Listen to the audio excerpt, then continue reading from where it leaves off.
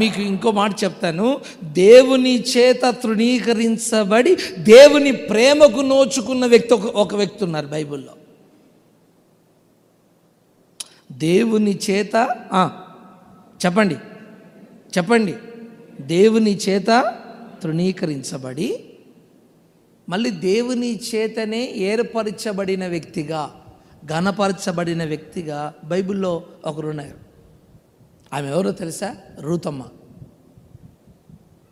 రూతమ్మ జాతి, మోయాబు వంశం. చెప్పండి, ఏ వంశం? మోయాబీల గురించి ఏమని రాస్తుందో బైబిల్లో చూడండి. ఒకసారి చూడండి, బైబిల్లో చూడండి. ద్వితీయోపదేశ కాండం 23వ అధ్యాయము. నేను ముగిస్తున్నాను. ద్వితీయోపదేశ కాండం 23వ అధ్యాయము 3వ వచనం గమనించండి. అమోనీయుడే గాని మోయాబీయుడే గాని యెహోవా సమాజములో చేరకూడదు. వారిలో 10వ తరము వారైనను ఎన్నడను యెహోవా సమాజములో చేరకూడదు. అందరు తలలు పైకెత్తండి. అక్కడ రాయబడిన మాట ఏంటంటే, అమ్మోనీయుడే కానీ మోయాబీయుడే కానీ దేవుని సంఘములో చేరకూడదట.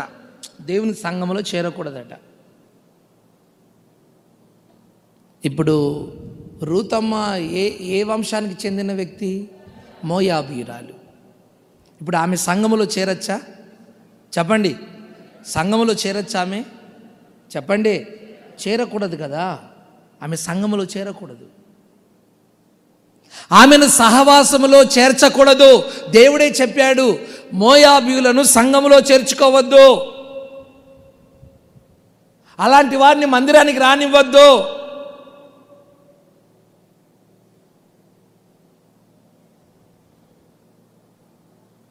దేవుడే చెప్పాడు ఈ మాట. చెప్పిన తర్వాత కొన్ని సంవత్సరాలు గడిచిపోయాయి. న్యాయాధిపతుల గ్రంథం, తర్వాత రూతు గ్రంథం వచ్చింది. గమనించండి, ఈ రూతమ్మ చూడండి, ఈ బెత్లెహేము నుంచి నయోమి భర్త, 2 కొడుకులు అక్కడికి వెళ్ళారు. భర్త చనిపోయాడు, వారికి వివాహం చేసింది. చిన్న కొడుకు యొక్క భార్య ఈ రూతమ్మ. గమనించండి, ఆమె ఏం చేసిందంటే వారి దేశంలో ఉండిపోకుండా అత్తతో పాటు ఎక్కడికి వచ్చింది? బెత్లెహేముకి వచ్చింది. బెత్లెహేముకి వచ్చిన తర్వాత ఈమెను సమాజంలో చేర్చుకోవాలా, చేర్చుకోవద్దా? చేర్చుకోవద్దు కదా. సరే, సమాజంలో ఎలానో లంచం ఇచ్చో అది ఇచ్చో చేర్చుకుందాం అనుకుందాం. మనుషులు కదా, లంచానికి అమ్ముడుపోతారు కదా, డబ్బులకు అమ్ముడుపోతారు కదా. కాబట్టి లంచం ఇచ్చో ఏదో ఆమెను చలో అలా సంఘములో వాళ్ళ ఊరిలో ఉండనిచ్చారని అనుకుందాం.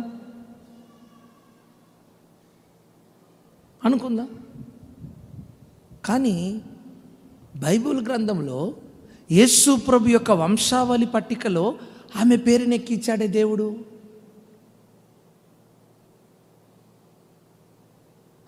కుల సంఘములో ఉన్న పేరు వేరు, బైబిల్లో రాయబడము చెప్పాలి. Praise the Lord. కుల సంఘములో, మత సంఘములో పేరు రాసుకోవడం వేరు, యేసు ప్రభు యొక్క వంశావళిలో ఆమె పేరు రాయడం వేరు కదా. అంటే అర్థం ఏంటి? తృణీకరించబడిన ఈ మోయాబు స్త్రీని దేవుడు ఏం చేశాడు? ఆమె భక్తిని చూసి, ఆ భక్తిని మెచ్చి, ఆ విశ్వాసాన్ని మెచ్చి, ఆ త్యాగాన్ని దేవుడు మెచ్చుకొని, ఆమె యథార్థతను మెచ్చుకొని, ఆమెలో ఉన్న వైరాగ్యాన్ని మెచ్చుకొని, ఆమెలో ఉన్న ప్రతిష్టను మెచ్చుకొని, ఆమెలో ఉన్న దేవుని కోసం తీసుకున్న ఒక తీర్మానాన్ని మెచ్చుకొని, ఇదిగో ఆమె మోయాబు స్త్రీయే, కానీ ఆమె ప్రతిష్ట గొప్పది, ఆమె యొక్క తీర్మానం గొప్పది, ఆమె నా యందు విశ్వాసం ఉంచిన విశ్వాసం గొప్పది. కాబట్టి విశ్వాసం ఉంచింది గనక విశ్వాసము ద్వారా ఆమె నీతిమంతురాలుగా తీర్చుతున్నాను. నేను నీతిమంతురాలుగా తీరుస్తున్నాను కనుక ఆమెను సమాజంలో చేర్చుకోండి అని బోయాజు ఎవరు? యూదుడు, యూదునికి భార్యగా దేవుడు మార్చి ఆ వంశావళిలో అలా వస్తే, యేసు ప్రభు వంశావళిలో ఎవరున్నారు? రూతమ్మ పేరుంది. దేవునికి మహిమ కలుగునుగాక. గట్టిగా చెప్దామా? హల్లెలూయా! ఎంత గొప్ప విషయం చూడండి, ఎంత అద్భుతమైన ఆశ్చర్యకరమైన విషయం చూడండి.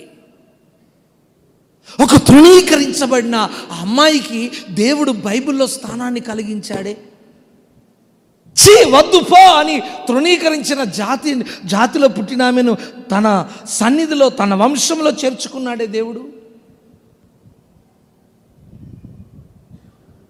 Praise the Lord, praise the Lord, praise the Lord, praise the Lord, praise the Lord.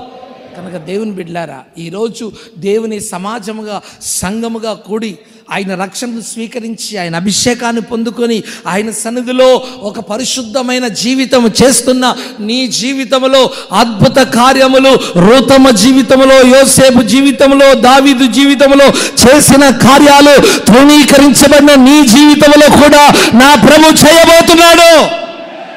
Praise the lord, హల్లెలూయా. ఎక్కడ తలదించుకున్నావో అక్కడ తల ఎత్తుకునేటట్టుగా దేవుడు చేస్తాడు. ఎక్కడ అవమానపరచబడ్డావో అక్కడ నువ్వు ఘనపరచబడినట్లుగా దేవుడు చేస్తాడు. ఎక్కడ తృణీకరించబడ్డావో అక్కడ నిన్ను హెచ్చించున్నట్లుగా నా ప్రభు చేస్తాడు. Praise the Lord. దేవునికి స్తోత్రం, దేవునికి స్తోత్రం. గట్టిగా చెబుదామా? హల్లెలూయా. కొంతకాలానికి మళ్ళీ దేవుడు రాహేలు గర్భాన్ని కూడా దేవుడు తెరిచాడు. నేనంటాను, నువ్వు దేవుని యందు విశ్వాసంతో దేవుని మందిరానికి వస్తున్నావు. నీ విశ్వాసాన్ని అధికం చెయ్యి, ఇంకా ఎక్కువ చెయ్యి. విశ్వాసం ఇంకా ఎక్కువగా దేవుని మీద విశ్వాసం ఉంచు. నీ చుట్టూ ఎంత ప్రతికూలమైన వాతావరణం ఏర్పడినా, నిన్ను ద్వేషించినా, నిందలు వచ్చినా రానివ్వు. ఎందుకు తెలుసా? అవి ఎంతగా వస్తే నువ్వు అంతగా పైకి ఎదుగుతావు. Praise the Lord. దేవునికి స్తోత్రం, దేవునికి స్తోత్రం, దేవునికి స్తోత్రం. హల్లెలూయా. పైనున్నవాడు నిన్ను పైకెత్తునుగాక. వీళ్ళెవ్వరు కూడా నిన్ను పైకెత్తలేరు. పైనున్నవాడు నువ్వు ఎవరి మీద విశ్వాసం ఉంచినావో ఆ పైనున్న దేవుడు ఖచ్చితంగా ఆయన చేయి పట్టుకొని నిన్ను పైకి లేపుతాడు. ఒకప్పుడు నీకు సమృద్ధిగా ఉండే అన్నీ కోల్పోయావు. ఇప్పుడు అందరూ నిన్ను తృణీకరిస్తున్నారేమో. ఆరోగ్యం బాగున్నప్పుడు అందరూ బాగున్నారు, ఆరోగ్యం పోయిన తర్వాత ఇప్పుడు అందరూ తృణీకరిస్తున్నారేమో. పర్వాలేదు, నువ్వేం కలవరపడకు. వాక్యం చెప్తుంది, నిన్ను తృణీకరించిన వారు, నిన్ను బాధించిన వారిని నీ ఎదుట సాగిలపడేటట్టుగా నేను చెప్పాలి. నీ ఎదుట సాగిలపడేటట్టుగా చేస్తాను. ఆమేన్. ఇప్పుడు దావీదు దగ్గర అన్నలు సాగిలపడుతున్నారు, యోసేపు దగ్గర అన్నలు సాగిలపడుతున్నారు, రూతమ్మ దగ్గర ఆ పట్టణ పెద్దలు అందరూ కూడా పనివారందరూ సాగిలపడుతున్నారు. ఇప్పుడు సాగిలపడుతున్నారు. వీళ్ళంతా చరిత్రలో ఉన్నవారు కాదు, వీరందరూ కూడా చరిత్ర లేనివారే. వీరి జీవితాన్ని ఒక అద్భుతమైన చరిత్రగా దేవుడు మార్చాడు. తరతరాలు, వేల తరాలు, వందల వేల సంవత్సరాలు జ్ఞాపకం ఉంచుకున్నట్టుగా దేవుడు చేశాడు. ఆమేన్, హల్లెలూయా. దేవుడు అలాగున ప్రభు మన జీవితంలో చేయునుగాక.